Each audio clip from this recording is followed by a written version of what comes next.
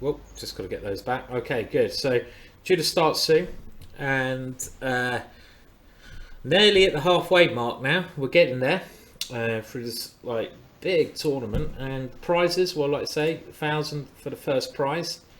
Everyone gets a prize here, which is quite nice. So you kind of want to, because they've all qualified. They've all qualified one way or the other, and it's still £100 if you don't have such a great tournament at all. So what have you got? What do you got coming up next, Adam? Have you got any tournaments or anything? Any exciting things? I've got. I haven't got any tournaments planned because I've got my first child on the horizon. Yes, that's exciting. So, Yeah. Maybe that's It's a bit certainly going to be a bit different to chess. Yeah, for sure. That will be keeping me busy, I'm sure. So nothing planned at all with regards to chess for the time being. We'll see how things go. What month is the child due? Can I ask? 10th of December. 10th of December. Okay. So Yeah. pretty soon. So that's your life over. I won't see you again. Yeah. Exactly. That's my life over. Exactly. Right. Yeah. I think my mother is watching this. I think my mum is watching this stream, so I can't be too controversial. We're only joking, of course. But I expect to see you more online with streams like this than in person. So yeah. Yeah, I think so. Or maybe I don't know, something like the British Championship next year will be the next possible opportunity to get outside this house. We'll see. Congratulations anyway. There's congratulations. How about you?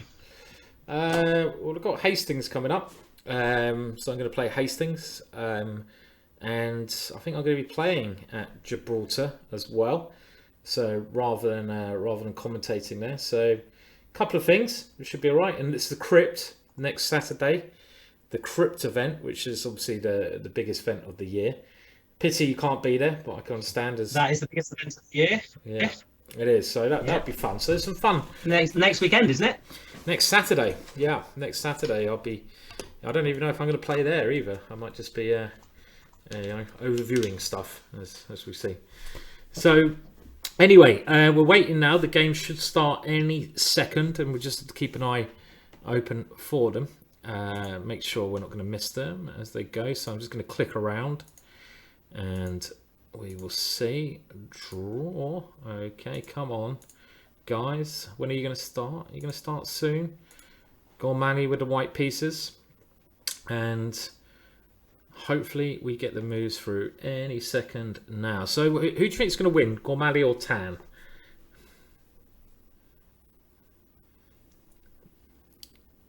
You got a favourite, Adam? You going for Gormali or are you going for Justin Tan? Well, we may have lost Adam there. It does seem like his picture is very blurry as well. Very, very blurry. I'm going to go for...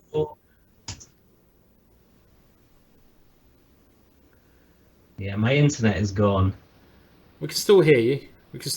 But my internet is the dungeon. I tell you, it's the dungeon. You need to get hardwired internet, you know. Yeah. I'm going to go for a draw in this one. A draw, okay. I'm going to go for a Gormali win to open things up a little bit. So we'll see. How about you? Okay, I'm going to refresh the page just in case we're missing any moves and. Let's see. Come on, guys. Can we get the moves in? Now, I'm sure they are playing. Come on, moves. Don't let me down now. The moves have been very good. Thank you for the English Chess Federation and chess.com who have helped set up the feed of the moves. So they've done a lot of work to get this going. But at the moment, no moves, Adam. No moves. So I'm going to just see if we can get this again. Are we missing them? No, they're not coming through, Adam. So let me know if anyone else can see the moves. Can we see the moves? No moves. No moves. We might just have to play a game of Blitz if that's the case. You know. Anyone else see? Nothing for me. Seems like a delay. Yeah. That's the pity. Seems like a delay in the moves. We're going to miss the opening. No. Okay, so I'll keep working on that. And have you got... Okay, I mean, you teach a lot of chess, Adam, as well. There's probably a lot of people... If we're going to play a game of Blitz, Simon, you're going to win. You're going to win on time because I can't. I'm way behind you. You're way behind. Oh, we got some moves now. We've got some and moves. I was completely wrong. We have Danny's gone d4, so he's gone for a quick Catalan system. So not maybe the tactical game I'd hoped, but I guess he's treating Justin with quite a lot of respect here, playing a bit more positionally in this one. And this is typical where... Is that a funny move? Well, it's a little bit odd, this one, because you're not trying to win back the pawn on c4, but this is a move which totally suits Danny's, I'd say Danny's style. Danny's not so interested in maybe winning this pawn back. He wants to instead attack in the center. So this could get very sharp. Now we have knight d7, e4, c6, a4, stopping b5, a5. And pretty standard position. I'd imagine if Danny can win that pawn back on c4, some knight maneuver, then Danny might just be better because he has this nice central pawn formation. And these pawns can always be used at some point to push forwards, like d5 or e5, to cause some problems. So I kind of like Danny's position, I think, at the moment here. Now I'm not sure if we're keeping Adam on at the moment. Well, can we hear? I don't know if Adam can hear us. So I'll keep explaining the positions, and hopefully Adam will get in. It does look like his video's not so great at the moment, so we'll hopefully hear a bit from Adam on occasions. Knight b6 played, and you've got to keep hold of this pawn, but now rook d1, maybe some push. Bishop b4, this is a nice square for black piece. Knight e5, so Danny is going to win this pawn back. And now that Danny's won that pawn back, I would prefer to be white, just because these are nice pawns. You can leave them there, or as I mentioned, you can try to push them forwards. One very standard way to attack would be e5. You give away this square, but do something else. So that's why Justin has first gone e5 himself, to stop white from playing that. Danny's captured that one, developed his last piece, and queen e7. So black is still very solid. I mean, there might not be much in this position. Adam's prediction of a draw could be a good prediction here. Queen e7. You can play bishop e6, for example, in a minute, and kick the queen away. Yeah. And I don't know, Danny would like to play e5 here. I mean, if Danny can play this move and cause some problem, which he has done, Danny will always try to play the most aggressive move, and this works. This might be something he can try. But now knight g4, and that pawn is on pre. So it's getting quite critical, I feel, around here. Is that pawn going to be good for white, or is it going to be bad for white? We'll have to wait and see. Would it help him or would it hinder him in this position? I mean, you'd love to have time to maybe get a knight to d6, but it takes too much time. This pawn could be weak. I feel like Justin's doing absolutely fine here, Adam, actually. With, like you say, bishop e6 to come, and moves like this. And this is maybe looking more weak than strong, even. So what should white do? Do you have to go queen e2 here? Okay, we have some more moves. Queen e2 was played, and now a very dangerous but logical Simon, I'm move. going to leave you. I'm going to leave you and try and improve my connection, and then maybe I'll give you a call back after the next game, okay? Yeah, okay, mate. Give us a call back, or a message on Skype, yeah? Because it's it is a bit too dodgy, the connection at the moment, yeah? So, okay, catch you later. Bye. Okay, so we're going to have to be left by Adam for the time being, just because, as we saw, his connection was not very good. The dungeon, you should never stream from a dungeon. You don't get good internet in a dungeon. So hopefully we'll get Adam Hunt back when his connection has improved somewhat. But we're in the middle of this game, and now Justin plays g5, and it's getting very exciting now because yes, this weakens the black king, but of course, you win the pawn on e5. So Justin going for the win. He has won that pawn. Can Danny, though, get compensation against the weakened king side? Well, he goes knight to e4, attacking that pawn. g4, getting some maybe tricks on this square. Bishop h6. So Danny's getting quite active. Rook e8. And now, can you play bishop g5? This is critical. If you can go bishop g5 here and knight f6, Danny will be winning. But the problem with bishop g5 is this knight to f3 move, which has been played. And Danny now goes queen takes f3. And this is where it's getting very tactical. I mentioned Danny's tactical ideas earlier on. And are we going to see these tactical ideas now, his tactics overcoming Justin? So what is happening here, guys? Queen takes f3. So the point is, if pawn takes f3, bishop takes e7. And then if pawn takes g2, I won't move the piece on the board. We have knight f6 check, which would be winning for Danny. So pawn takes here, bishop takes e7. And if rook takes... Okay, so we have some more moves. Let's have a look. So we do have bishop takes e7 played. Rook takes e7, bishop takes f3. So it's equal on material, and Justin's found a way out of the tactics. And the two bishops here, but the black king is a little bit weak. So bishop e6. Danny comes in with a check, and now goes king 8, knight h5. And Justin puts the king on f8, maybe saying, I want to win this game. Knight to f4. That knight has now found a nice, stable square. Bishop b3. I think I like Justin's position. I have to say, this is looking a little bit tricky for black, because the problem, this pawn on a4 is very weak. And these bishops, to me, look very strong. Controlling some squares there. And if black can win that pawn, he's going to have very dangerous a-pawn later on coming down the board. So I actually think now Justin slightly better in this position. It's quite hard to see what white can do with these two pieces as well. Well, more moves coming in. More moves coming in. So we have bishop b3, rook d3, bishop c2, rook d4, rook e8, and now rook e1.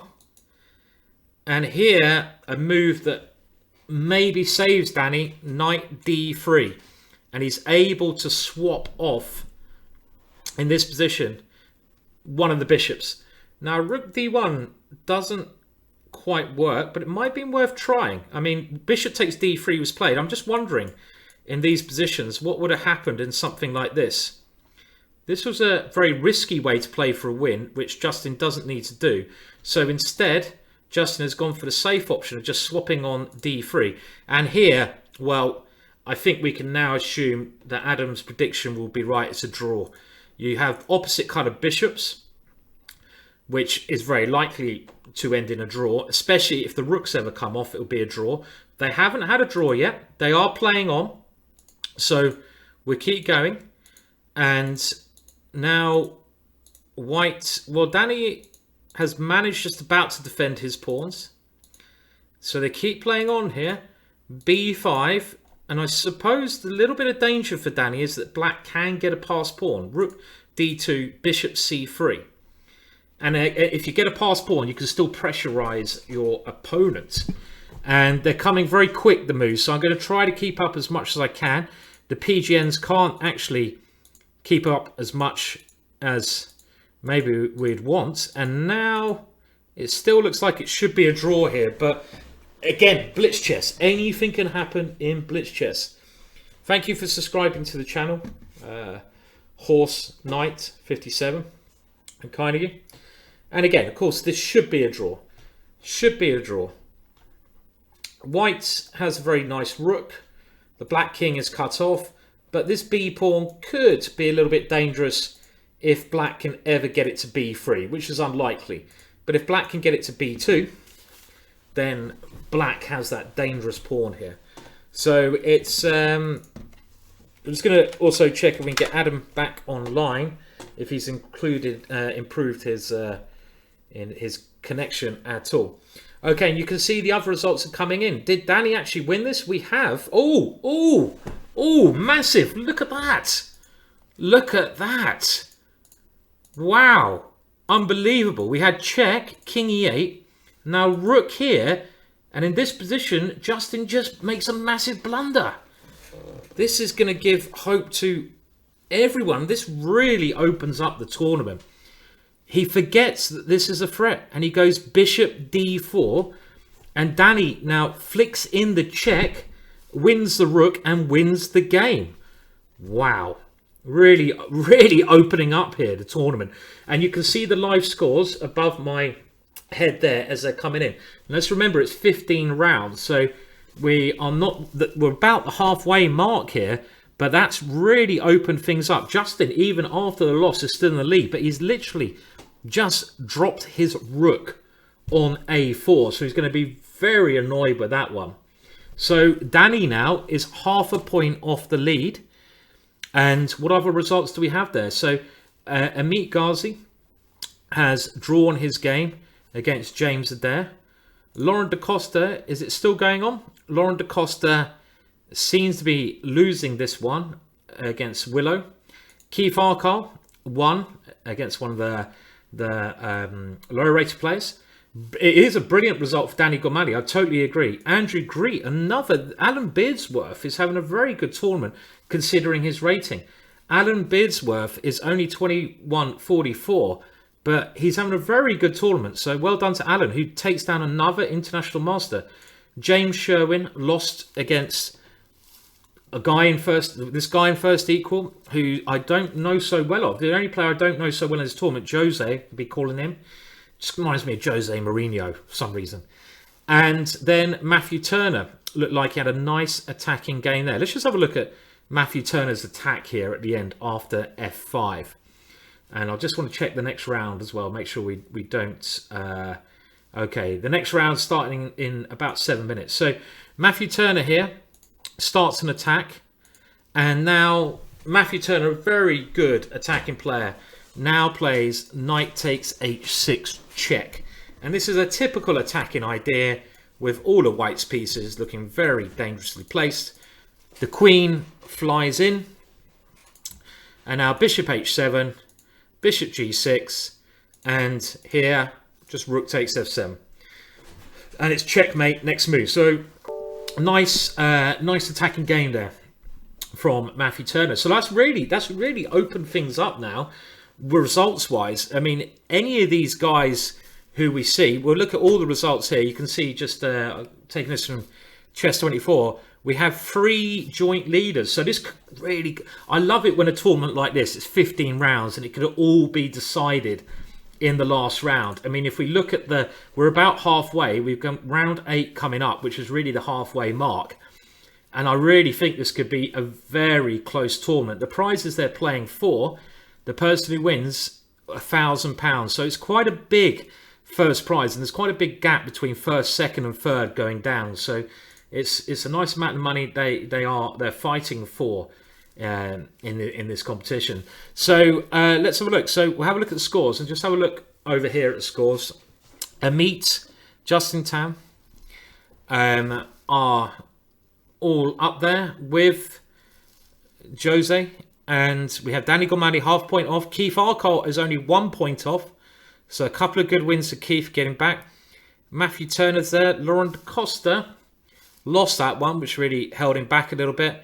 And then the back markers, we have Stephen Rush, Jonathan Payne, and James Sherwin, who's 86 years old. Can you believe it? Thomas Rendell not having a great one. And Alan Beardsworth is also having a fantastic tournament there, considering his rating. So let's see if we can get Adam back on the thing for the next round. I'll just set up the pairings for the next round first, quickly. So I'll just quickly get the PGNs ready. And it's round 8 now, isn't it? So I'm just going to have to do this as quickly as I can. Oh, we are round 8, aren't we? Yes, we are. Okay. And then we'll try to see if we can see if Adam's connection has improved at all when that goes. Okay, so the next games are ready, and let's just see who have we got. Well, we've got Rendell versus Gormali for the next one, Da Costa versus Ghazi, Hayden Turner, Jose versus Andrew Greet, so Adair versus Sherwin, Willow versus Keith Arkall. And if we keep going, Justin Tan versus Stephen Rush. So that is a game you know, Justin should really be confident about winning. And then Alan Bearsworth versus Jonathan Payne. So we'll just get those games up so you can see what the next round is. And while we do that, 1, 2, 3, 4, 5. How many? We've got too many games there, have we? 1, 6, 7, 8. No, 16. Is that right? 16. Yes. Okay. We'll see if we can get Adam back on now. So, okay. Let's see if we can get Adam quickly back on in time for the next round. Gormali close to you. Well, Gormali's a good player. I am nobody, really. It's not that surprising. Looks like we've got a lot of Gormali fans in the chat. So, here's Adam on. Hello, Adam. Come on. Okay. See if we can get Adam back on. Da, da, da, da. Okay, here we go.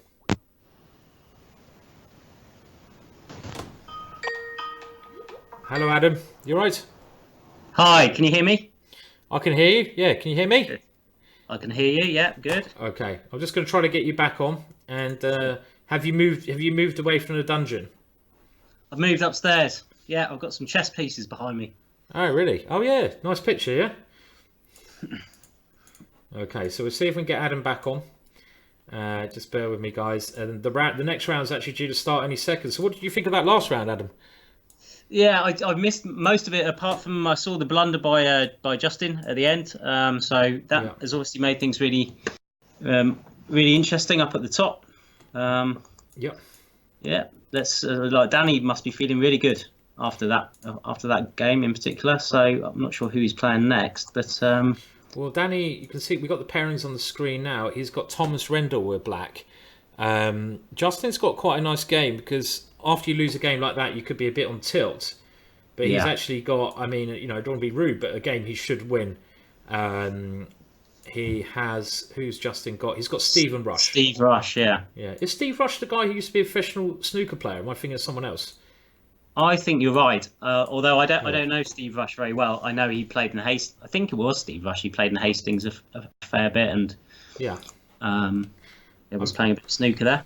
I remember I played a game of snooker against Steve Rush once, but I don't know if it's the same Steve Rush. What's your highest break in snooker, Simon? My highest break is 38, I think.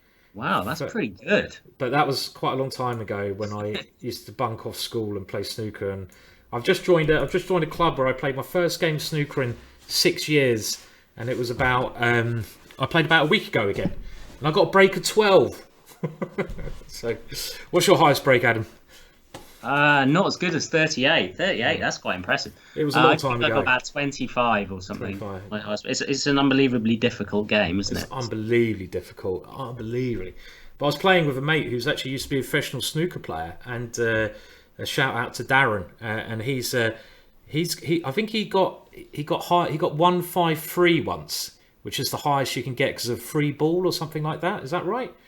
Wow. Because 147 is the highest, but then he got higher than that somehow. So yeah. Anyway, we're waiting for the next games to start. So they should be starting any second now. And he also, do you know, he shared a room with Ronnie O'Sullivan, and also he shared a room with Ronnie O'Sullivan's dad 2 weeks before he got himself in trouble. So yeah. Who? Ronnie O'Sullivan's dad is in trouble. Well, he went to prison for murder. Yeah. Oh, So okay. yeah. So anyway, random things. Okay, so we're waiting for the next round to start, and hopefully the games will have no problems with the games this time. And it's really bunched up at the top now. We have 3 people on. Yeah. Simon, sorry to interrupt. The chat saying that the standings are up on chess results now, maybe. So that will be quite handy if they are. Okay, let's have a look. See if I can get them up on chess results. So I'll just try to running out screen space here, but we'll see what we can do. And let's see if they're up on chess results. That'd be very handy. Oh, they are up. Woohoo! Good. Okay, well, I'll try to change that around now because that will indeed make things a little bit easier. Oh, it's always hard doing things as you go. No, that's not what I want. Is that it? Yeah, okay. So we're still waiting for the game. So they should have started, actually. Again, I'm not sure why we're not getting them. The moves aren't coming through as quickly as we should do. So I'll see. Do I need to refresh again? Why are the moves not coming through? They should have started a couple of minutes ago. Is that right? So is it 2:55? 2:55 start. 2:55. It's 2:57 now. So I don't know why that is. Let me try to post them in again, and we have round 8. So here we go. So it's weird how we're missing the start to the games, but we'll look at in this one. Do we have? So what ones do we have? We have at the top. Amit Ghazi is someone we haven't looked at for a while, so I'll leave it maybe on Amit's game just while I get the standings going. Sure, yeah, he's playing Lovren Da Costa, who I think we mentioned is doing pretty well. He lost the last game though, didn't he? But he did. Dangerous opponent for sure. Yeah. Lovren again is one of those people I would say is much stronger with white than he is with black. Lovren Da Costa, yeah. Yeah. Okay, so now we have the results. So here are the results so far. And it's round 7, but we're into round 8 now. We have the results above me and the pairings above Adam's head there. So so Lauren with the white pieces. And again, he's sticking with the London system, isn't he? So, yeah. The London system is his normal opening. And this, I have to say, this line that Amit Ghazi plays, a lot of people, I just want to show this to people at home, because a lot of people who play the King's Indian, they ask me, well, what do I do against the London system? And I think the line that Amit chooses here is Amit chooses here is very nice. So you play your normal King's Indian moves, and then you try to play this E5 move. This is a good way to play against the London system. You go D6, you go Knight C6, preparing this square, and then you move the Knight to D7. And I like this setup because you force through the move E5. And when you get the move E5 in, you often get a bit of initiative on the King's side, because you get both of these pawns rolling up the board. And this is really, again, at the top, you need to get a roll going. So I think a win now for Amit, Justin, or Jose is so important, so important. So, Ron, hello to Oliver Nee, who's joined in the chat as well. Knight C4 played, and typical kind of London system position, though, really, isn't it? Yeah. I also do this as black because I'm a King's Indian player. So I also have always favoured this Knight F to D7 at an early stage to push through with E5. Yeah. It's a good way to play. So typically we play King H8 to get the king off the diagonal, and then at some stage we might even consider playing G5 possibly, an F4 to shut the bishop in, or E4. There's a few options. So I would take black here for sure. I would take black, but. That's just bias, I guess.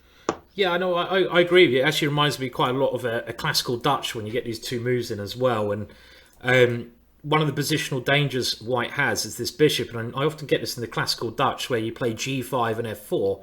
And if you can imagine this pawn structure, it's quite handy. Now, this move is quite a crafty move because you want to sort of get a little bit of pressure against here as well. But I mean, I'd like black because black, you always have to watch out for these two pawn breaks when you're playing with white in this position, and G5. Laurent doesn't want a castle yet because then his king will be ready for the attack. He's not sure where he wants to put his king, so he's staying as flexible as he can here at the moment, Lauren. Big game though. What I've it's not. Yeah. Sorry, it's not so easy to suggest a plan for white, I would say, in this type of position. No. It's easier to suggest a plan for black.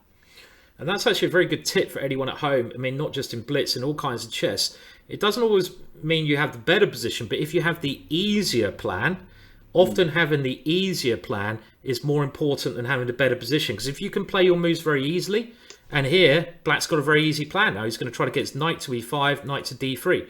And it's nicer just having easier moves. And you should pick openings where things are easy. I think I'd quite also like to have a look at Danny's game. So this one's still going on. Let's pop over to Danny. And it does seem like Danny could be in a bit of trouble here after that last great victory. He's now a pawn down against always a dangerous opponent, Thomas Rendell, who used to stream a lot for chess.com. I don't think he does it so more. And this could really set Danny back. If Danny loses this one, it'll be, he's going to be really tough. And he's going to have a really hard time here. That c-pawn is an extra c-pawn, and it's coming. I mean, Yeah, can't you just take on b4 now? I don't understand. this looks tricky. What, I don't understand the K8 at all. Well, I mean, it's a really bad position anyway, but surely if that move was played, rook I mean, takes... Yeah. that's rook takes pawn. There's no threat to the white king. Knight king has f2 always. So, oh, maybe that wasn't played. Okay, we're getting an update now. Rook c8 was played. So we had the wrong stuff. Bishop e6, rook c1, b3, king f2. But even this, Adam, it looks like a technical win for white. This pawn obviously comes up, the king comes across, and that pawn is going to, I'd imagine, win the game, no? Yeah, it should be. I mean, most of the white's pawns, sorry, are on black squares, so they're not good for the bishop. You'd think he probably needs to play f6 to eject the bishop on, eject the knight on e5.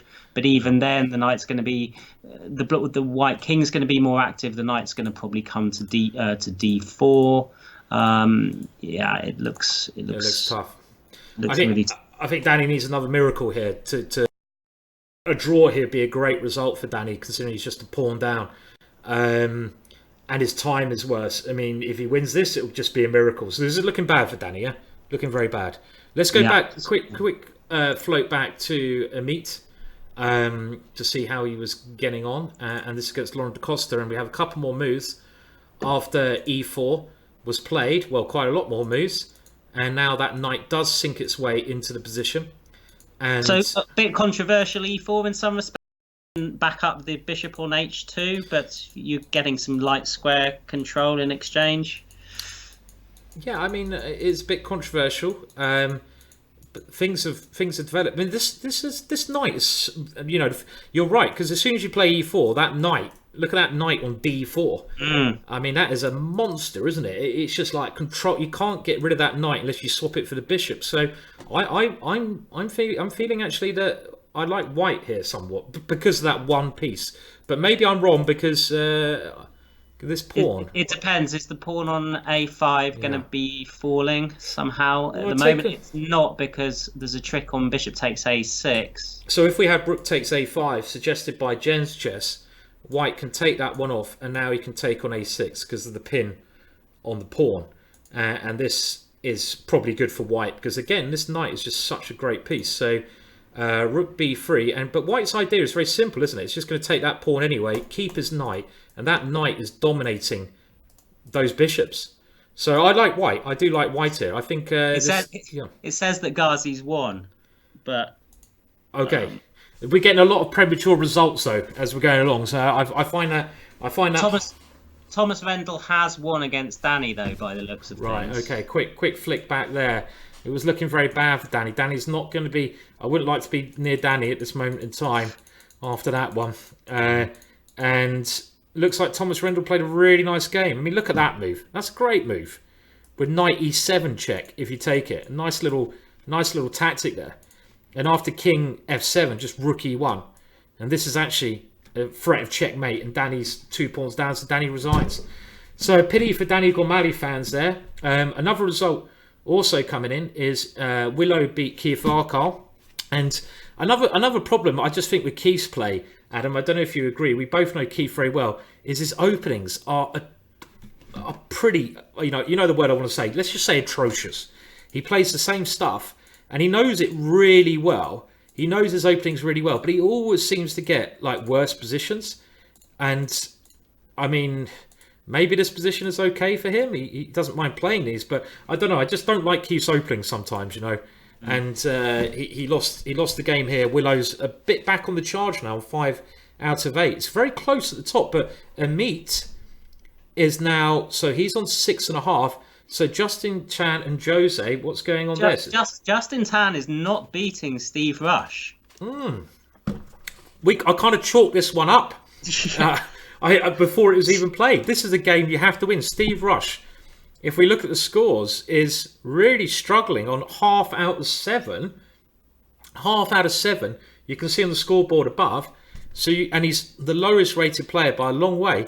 And you're right. He's after Queen A8. It's not clear. It's not clear. It's not even clear. He's back. He might be a bit worse here. This might be harder to play for white. So I don't know. Oh, that wasn't a good move. D4. That clarifies things a bit. Queen takes queen. Oh, you're kidding me. Did that happen? That did happen, yeah. Oh, that's why he's on half out of 7, I guess. I mean, that's really sad for Steve Rush, because after Queen A8, Black must be doing okay here. I mean, just play a move like Bishop F6. Get that bishop on a good diagonal. You're controlling the knight. The knight is really bad here. It can't get in the game. You don't have to give a check. You might as well wait and just try to go bishop here and check. But don't play D4. Don't do that. That doesn't help. Queen takes E4. I bet Danny. I can just picture it now. Danny's lost his game, and when you're in these tournaments, you keep a close eye on your rivals at the top, and you want them to lose. You just do, because you want them to lose because you want to win the tournament. So Danny's lost his game. He goes over to have a look at Steve Rush's game. He goes, "Oh, this is really good. Yeah, Steve's going to take Justin down. I'm still in with a shot." Steve Rush plays D4, and Danny just slaps him around the back of the head. So, no, Steve, no. Oh, that's really sad. How Justin must be feeling that. I mean, that's just an unbelievable stroke of luck for him. Looking at the other leader, Jose Camacho and Andrew Greek, that game ended in a draw. Yep. Okay. So we have two leaders. Two leaders, Amit and Justin. Jose's half a point behind, and then they're a point behind of a pack which includes David Hayden and Jonah Willow. You were talking at the start about how good both of those players are at Blitz, and they're so far they're showing it pretty nicely, huh? They are, yeah. I mean, David Hayden, for example, just beat Matthew Turner. David Hayden's a very dangerous player. I think he's a very emotional player. When David Hayden plays well, and again, he's another guy who doesn't play so much chess, and you can think these FMs, people think, oh, they're not GMs, but they can play incredibly well on their day. And you can see David Hayden and Willow, they're having good tournaments. And it's very, very close now. I mean, let's just have a look when the next round is. So we're only 5 minutes away. We're over the halfway mark now, so we can start getting. But there's the two main guys who we kind of predicted at the start, really, Amit and Justin. Okay, Jose is only half point behind there. Danny's going to be really sick. That last game was really disappointing. So let me just set up the next round pairings, Adam, and I'll let you talk about anything you want to, really. Yeah. Okay. Well, I mean, let's have a look at the pairings. So we've got. Thank you everybody for watching. By the way, we've got 282 viewers at the moment, which I don't know about you, Simon, but I think that's pretty good. Pretty solid. Yeah. Is that solid for you? Is it? Solid. It's not good. It's just solid. It's solid. It's solid. No, it's good. It's good. Oh, what happened there? Solid and good. Yeah. So hello to everyone as well. So next round we've got Amit Ghazi playing Jonah Willow. That I suspect is probably the game we should be focusing on. Although Jose Camacho's got Jonathan Payne with black, so he would hope to win that one. And Keith Arkle's playing Justin Tan, which should be quite interesting. And Danny's playing David Hayden. So there's still some very kind of crucial games coming up in the next round. And we're going to try to keep the results above us updated as we're going on now. So chess results. Shall we have Simon, can we have a quick look to see if Diana Mirza is still... Sure. Still... Yeah. It's very hard to keep an eye on both tournaments, isn't it? But I do apologise for not following the women's as much as I'd like to. It's just there's a lot to sort of control here. But let's have a look at the scores now. Diana Mirza was having a great tournament on 5 out of 5. But now the only grandmaster in the field, Ketivan Arakamir Grant, is sort of showing a bit of class there. By taking the lead, and Toma in second place, another very strong player. It could end up being a race between these two, I'd imagine. Who, before the tournament, I guess if you're going to pick two players, I probably would have gone for these two. Yeah, they have a long way ahead rating wise, aren't they? The others, and they've already played. They drew in round 4, so you suspect it's going to be how many points those two players can kind of accrue against everybody else, how many wins, and if there's any kind of upset along the way. But you think that they would be heavy favourites now. Yeah, I mean, the only thing Toma's done, Katie Van's drawn with Toma, but Toma's dropped another draw. So it's kind of like they're running away, and it's going a bit too rating, really, that one, as it looks like. And again, the prizes for the ladies is still very good. I mean, you got 500. Do you think? Okay, I'm just going to leave you a question. I need to go to the bathroom quickly, Adam, and I'll try and get back in time for thing. But I'll leave you with a question. I'm sorry, I always ask you difficult questions. You're going to ask me should the prizes be equal? How did you guess? Do you think the prizes between the Open and the Women's? And I'm not just going to ask you this, Adam. Don't just ask me. Ask the audience. I'll ask the audience. I'll give you my opinion when I get back from the toilet. But do you think the prizes in the Women's and the Open should be the same? Or do you think the Open should have higher prizes than the Women's? And I'll just be back in a second, Adam, and you can you can think about that question, yeah? Yeah, I would definitely think about it. Yeah, what do people in the chat think about this? Any particular views? I mean, I grew up playing chess with my sister, who is a very strong player. So I have kind of more, slight more insight into how she felt about it. So Noslo says base it on the player count, or combine the two things. No, says Fishhead, women can compete in the Open, men can't compete in the women's section.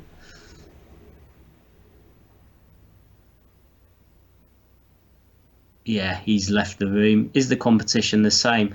You know, I suppose one of the things is, will a higher prize fund encourage more women to play chess? I guess that's one question you've got to ask yourself, because chess has always had a problem in this country that, I don't know too much about the rest of the world, but I imagine it's the same pretty much all over the place, that chess in this country is largely a male-dominated game.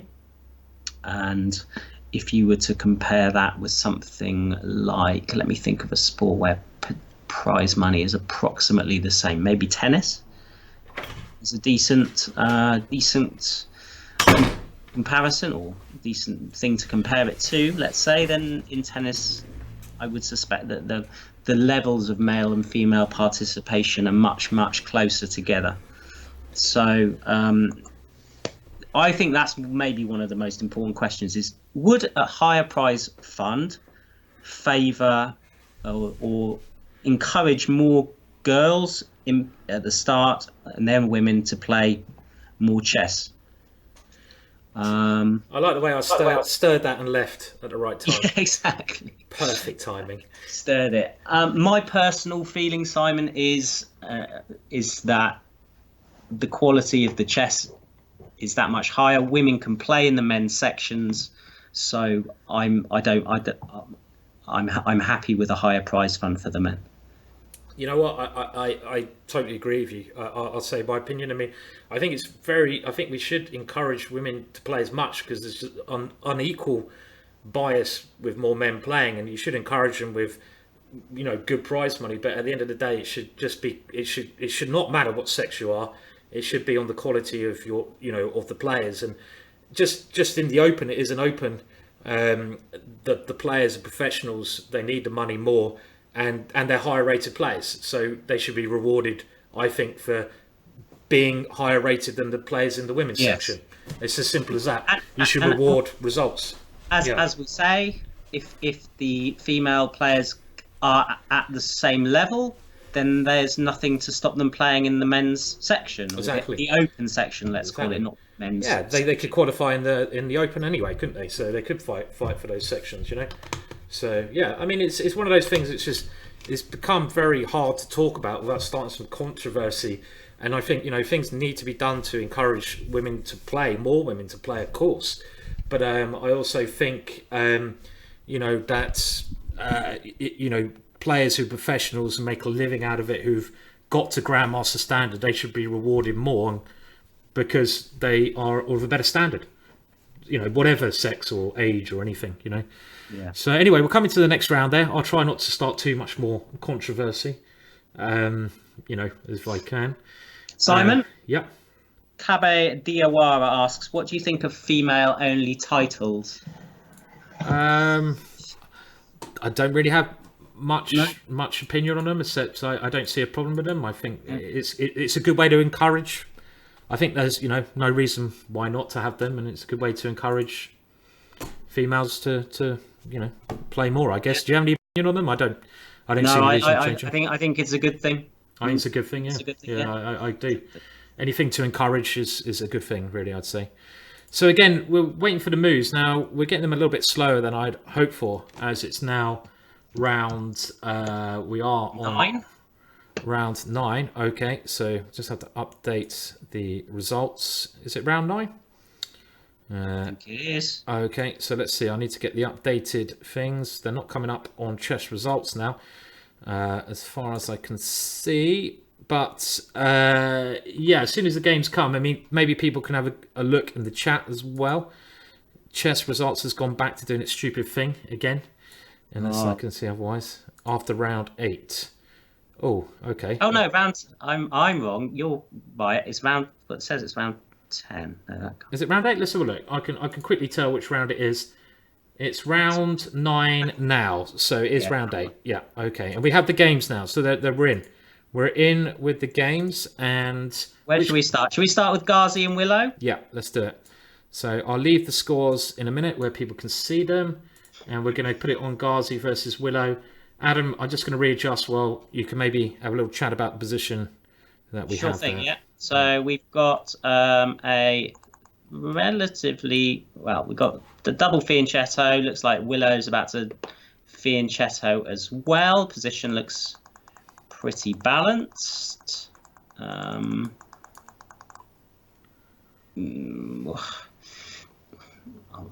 think Black should be particularly unhappy with how the opening's gone. He has slightly more space in the middle of the board for starters, and as I say, it's going to go Bishop B7 in a minute. So, hang on a minute. So Bishop B7 is played, and then ED4. And after CD4, which I imagine is almost an automatic move, you can't take on D4 with your knight, because after knight takes D4, bishop takes G2, you have knight takes E6 as an intermediate move that wins a pawn. So you're going to play C takes D4. And Black's doing quite nicely, I think. Yeah, pretty standard position, I guess. I mean, like we know Meat doesn't really try to get too much from the openings when he plays. He's more relying on his quality of play later on. But we actually did have, after we had knight takes d4, Adam. Knight takes d4, bishop takes g2, and it happened the way he said it. Knight takes e6, pawn takes, and has Willow just blundered a pawn, or is he going for compensation here? Is he claiming that he wants to keep compensation because he's got the d4 square, pressure on the d file, and maybe a chance against the king now that White's lost his bishop? Maybe he's saying this is actually I'm going to sacrifice. It'd be a very imaginative sacrifice if it was, yeah? So I think he might. You think he blundered? It's one of those things you can often turn a blunder into a sacrifice or try to bluff it. I mean, but yeah, he's definitely got some nice pieces in exchange for that, hasn't he? He's got rook's lovely, queen's coming in. Okay, so we've had some more moves by the looks of things. And knight takes b3 has occurred. So I don't know. I mean, I think Black's got pretty good compensation, whether he sacrificed or not, especially in the current position. I don't know what Amit's done there. No, I don't know. No, it doesn't look like he's done a good thing. So, no.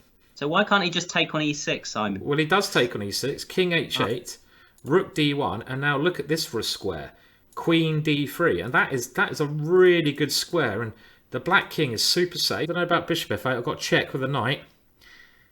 Oh, sorry. Yeah, of course you do. But if I go check here, you can take the queen off, and I think and then go rook f8. Because you can always take the queen to be safe, just to stop this bishop coming to life. But I don't think you can go king h3 because of rook f5. This, as you said, Adam, this is just winning. I mean, go rook e4, but it's checkmate. It's checkmate. You can't go rook e4. No, this here, rook h4. Oh yeah, I've blocked the check, but then here, this would be Terrible move, Rook E1, unfortunately. Rook E1 is just horrendous because you have to now move your king and allow black to take on F2 with check. With check. And I mean, this is a very weird game. So, and you can see, Simon, here the problem. Sorry to interrupt. Yeah, is that once you play King G1, we might not be able to show it, but you can take on F2. You can put your queen back on F3, and then you can start checking with your bishop on D4, for example. Completely winning for Willow. So he's if we look at the scores, very important win for him. He's gone King H3. Oh, okay. And now he's got to, I guess, find Rook F5. Mm-hmm. And he did. He will play it. He'll play Rook F5 here, won't he? Yes. So Rook F5 was played. He did go Queen E8. This is maybe the only way to stop checkmate. And now Willow's just played Rook to F8, keeping it simple. There's no reason to play Bishop F8 just because it allows some tactics which you don't need to allow. You've already won the queen, so he's gone Rook to F8, and he's simply a queen for a Rook up and winning, unless something terrible happens here for him. Simon, let's jump to Payne versus Camacho. Okay. Whoa. Because I think Yep. this looks very bad. Well, I thought it looked very bad for Camacho, but what's going on here? I'm trying to count. I can't count here. Someone's got a queen. So Camacho's got a queen, and Payne doesn't have a queen. Just look at the. You can't go back to look at the last couple of moves. Okay, I can. Yeah, we can go back. Whereabouts? Around here.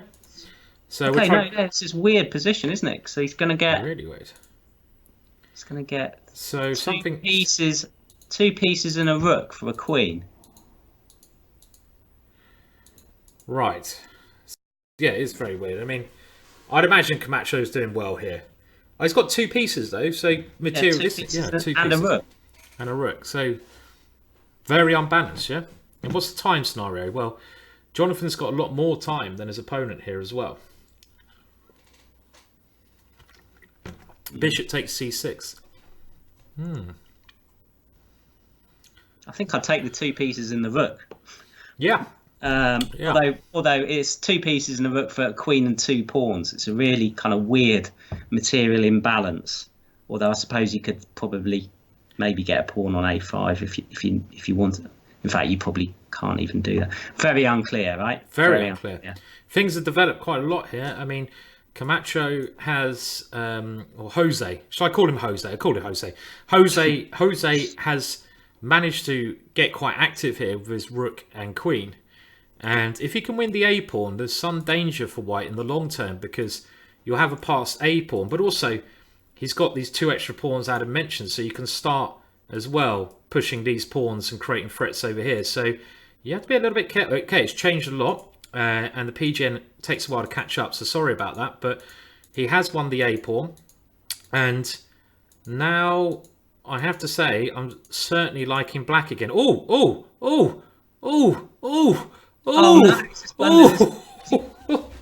Can you believe it? Blundered his queen, is that? He just blundered his queen. In this position, black is suddenly looking very good because this pawn is phenomenally strong. And you've got all these pawns here. So after knight e4, you just play king g7. And this position... Or move your queen. Yeah, I mean, that's... I mean, black is probably winning here because this pawn is just too strong.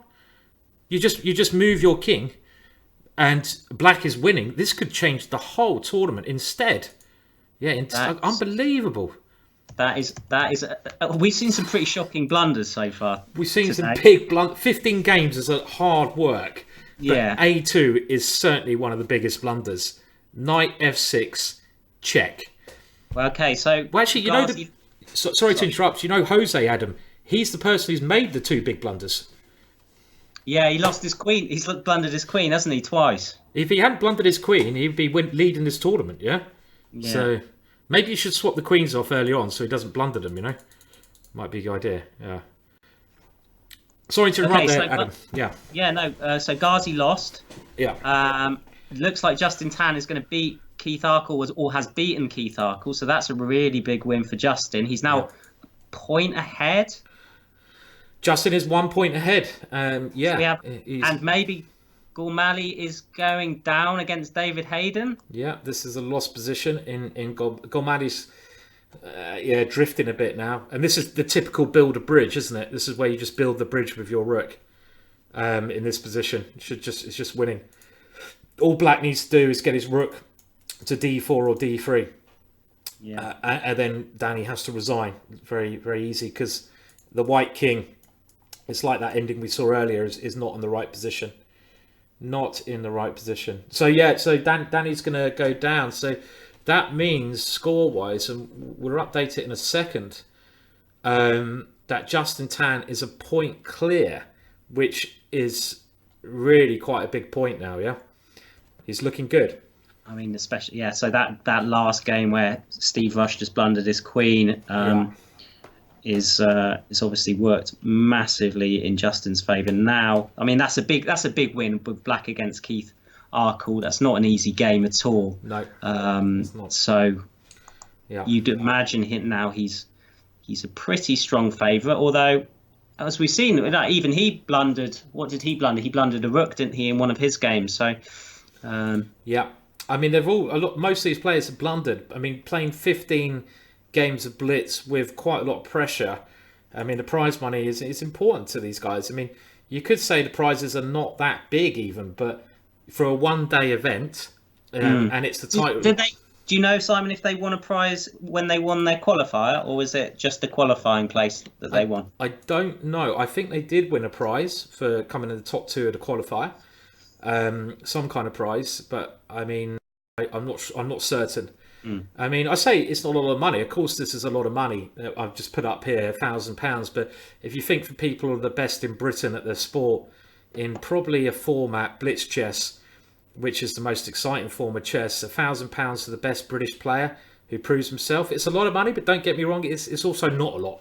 Does that make sense, Adam? Or what do you think? Do you think it's a lot? I mean, I'm not saying it's anyone's fault, because you can only give money to what you afford, as the ECF's doing a great job of doing events like this and building it up. But I mean, the thing is, Simon, there's no sponsorship, is there? I mean, that's what holds English chess back, is there isn't any sponsorship. I know. Of the bigger events. Or that's not true, actually. I mean, some events, like obviously Gibraltar's really benefited from massive sponsorship over the years. It's nice to see Hastings has a sponsor again this year. Yeah, well, I was going to mention British has had sponsorship, but it's not as good as it should be. It's not as good as it should be. I mean, there is that good bit of good news. I'd like to say, as you just mentioned, Adam, with Hastings, which is important, because Hastings is the longest running chess tournament in the world, and it looked like it was in danger of actually folding. But then I think it's Kaplan. Is it Kaplan? Systems came along and they're sponsoring this year, and it's just good news. I mean, but there's not enough sponsorship. There's really not. No, you're right, Adam. It needs more sponsorship. Yeah. But I mean, some of that probably, Simon, is quite hard to maybe connect. I mean, it doesn't. I don't think it should be that hard to connect chess with businesses and to kind of promote the skills and the skill set that chess teaches you. I just don't think that maybe we do quite enough in this country to seek out the sponsors. I agree. I mean, I think if you look at some other countries, for example, I mean, I know obviously Norway's got Magnus. That makes a big difference.